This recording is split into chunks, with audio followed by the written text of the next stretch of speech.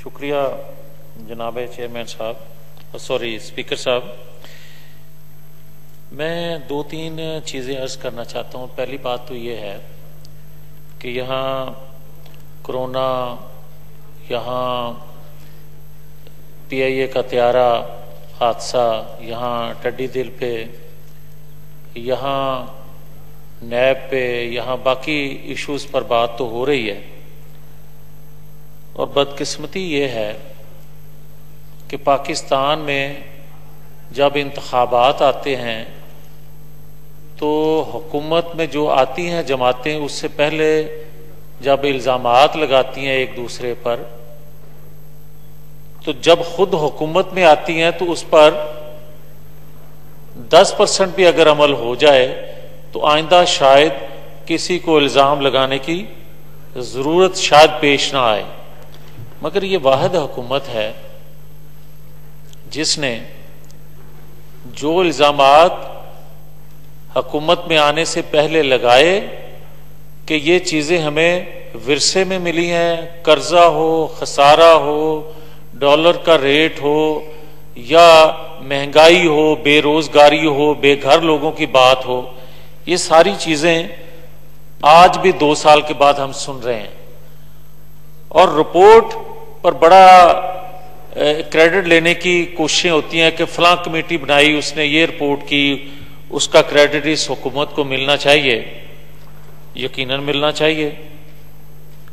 चीनी के हवाले से एक कमेटी ने रिपोर्ट पेश की, उसका रिपोर्ट में ही जो हशर हुआ या जो बाअसर लोगों ने अपना असर रसूख इस्तेमाल करते हुए जो उसका तिया पांचा करना था वो तो हुआ, मगर मैं छोटे छोटे नामों की बजाय आपकी तवज्जो एक बड़े नाम और सरपरस्त की तरफ लेकर जाना चाहता हूं। यूटिलिटी स्टोर जिस वजारत के अंडर है, वो वजारत उस वक्त आज के प्राइम मिनिस्टर के पास थी और हमेशा से ये देखा जाता रहा है कि आप 15-20 अरब महाना चीनी परचेज बकौल आपकी हुकूमत के के रमजान में ये जरूरत ज्यादा बढ़ जाती है, 3-4% गुना ज्यादा इसकी जरूरत पड़ती है, लिहाजा ज्यादा परचेज करनी पड़ती है। मगर आपने तो 3,65,000 टन इस रमजान की आमद पर परचेज की, जब रेट था चीनी का फैक्ट्री में, मिल में 72 रुपए, आपने परचेज की 82 रुपीज में। आप ये देखें कि ये 10 रुपए का गैप, अरबों रुपया इससे किसने कमाया, उस पर अरबों रुपए सब्सिडी जो दी गई वो को मिली। ये वो चीज है कि अगर आप कमेटी खेलते रहेंगे, रिपोर्टों पर क्रेडिट लेते रहेंगे, तो इस अवाम को कम से कम बताया जाए कि हर इशू, वो अद्वियात स्कैंडल आए या गैस बिजली के आप बिल ज्यादा भेजें और उस पर भी प्राइम मिनिस्टर साहब जो हैं वो कमेटी बनाते हैं और 2 साल गुजरने के बाद भी वो पैसा वापस नहीं होता। मगर इसके बावजूद मैं आगे बढ़ना चाहता हूं। मैं आज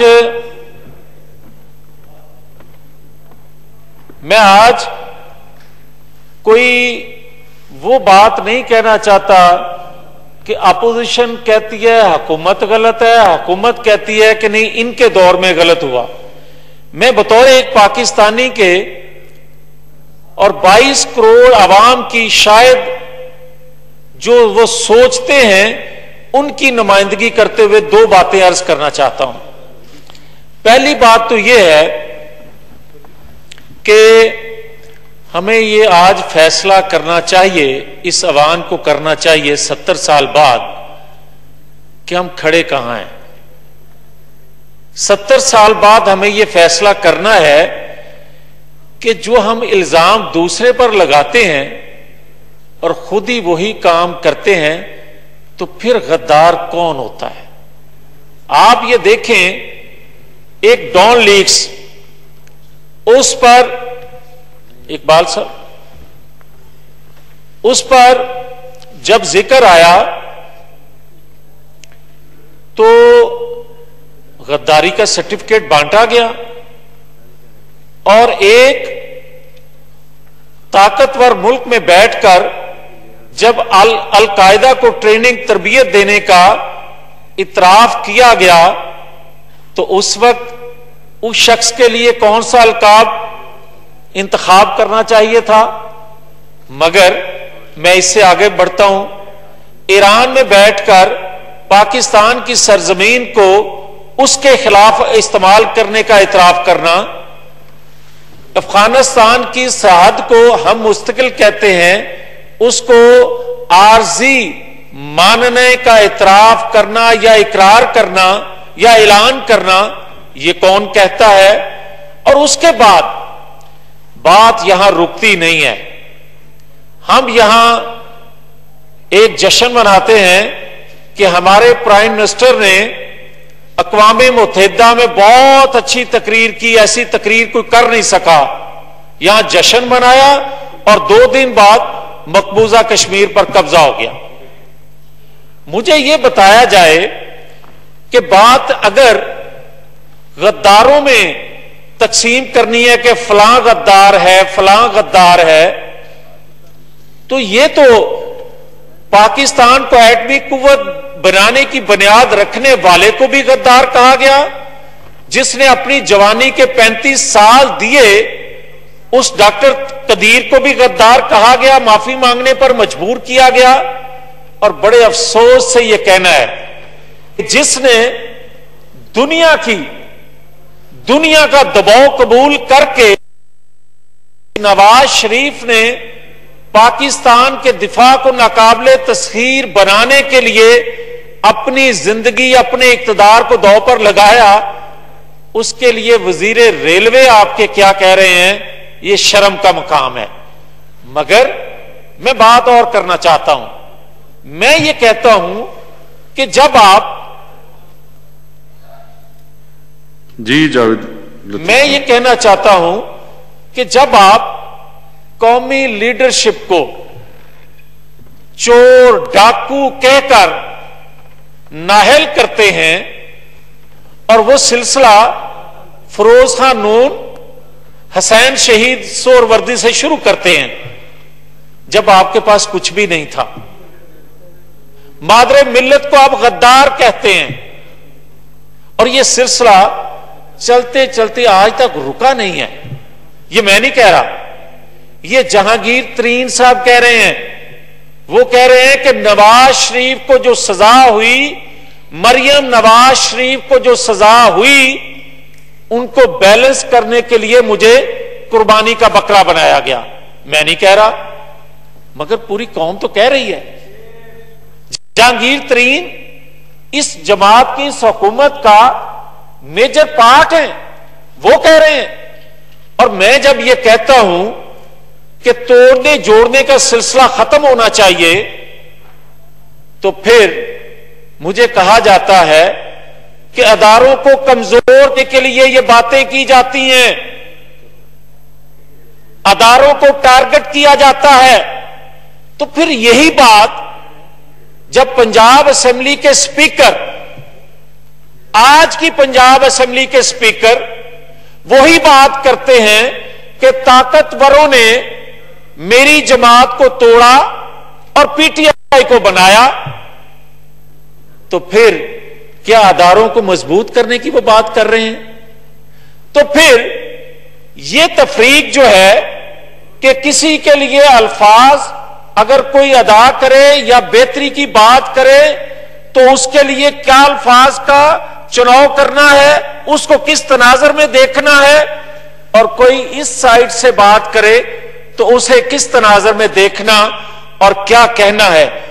یہ اگر روش پاکستان کے اندر سے ختم نہیں ہوگی، اور یہ سب سے بڑی ذمہ داری जनाब स्पीकर इस ईवान की है कि अगर हम एक दूसरे को सही बात को भी ये सोचकर गद्दारी का सर्टिफिकेट बांट देंगे या उसके गले में वो सर्टिफिकेट डाल देंगे कि क्योंकि ये कह रहा है, तो पाकिस्तान के अदारे कमजोर से कमजोर तर होते जाएंगे।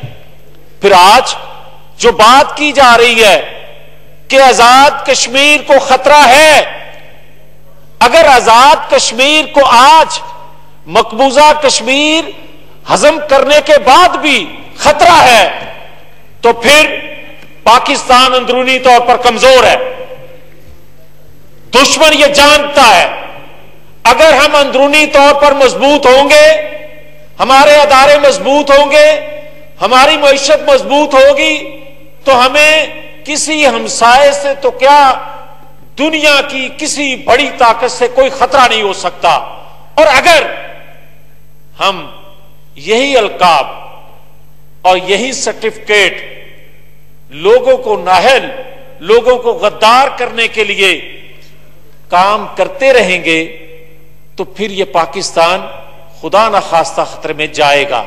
मैं कहना यह चाहता हूं कि खुद के लिए, खुदा के लिए ये नाहल करना, ये बैलेंस करना, ये गद्दार कहना, आज जरूरत इस बात की है। मैंने ये बात कभी नहीं कही, मगर आज कहने लगा हूं। बतौर पाकिस्तानी मजबूर हूं कि हम इंतहाई खतरे में हैं, हमारा वजूद खतरे में है। अगर हमने दुश्मनियां पालनी है, अगर हमने एक दूसरे को नीचा दिखाना है, तो पूरी दुनिया हमें अपने पांव तले रोंदेगी। मगर एक दूसरे की हकीकत को तस्लीम कर लें, एक दूसरे को मान लें, कबूल कर लें, अदारे अपनी हदूद में रह जाएं, यही बयानियां अगर हम बात करते हैं, तो उस वक्त हमें कहा जाता था कि अदारों को टारगेट करते हो। आज अगर हम देख रहे हैं तो कहते हैं कहां गया बयानियां। इसलिए ये मैं कहता हूं, ये हमारी सबकी जिम्मेवारी है, ये पूरे ईवान की जिम्मेवारी है, ये तमाम पॉलिटिकल फोर्सेस की जिम्मेवारी है, ये अदारों में बैठे तमाम लोगों की जिम्मेवारी है कि खुदा के लिए होश करें, कहीं ये पाकिस्तान हाथ से निकल ना जाए। खुदा रा इस पर गौर जरूर करें। खुदा ना करे ऐसा हो, खुदा ना करे ऐसा हो, खुदा ना करे ऐसा हो, मगर हमें भी अपनी जिम्मेदारी का एहसास जरूर करना चाहिए। शुक्रिया। बहुत शुक्रिया जी। जी जनाब मोहतरमा साजिदा बेगम साहब।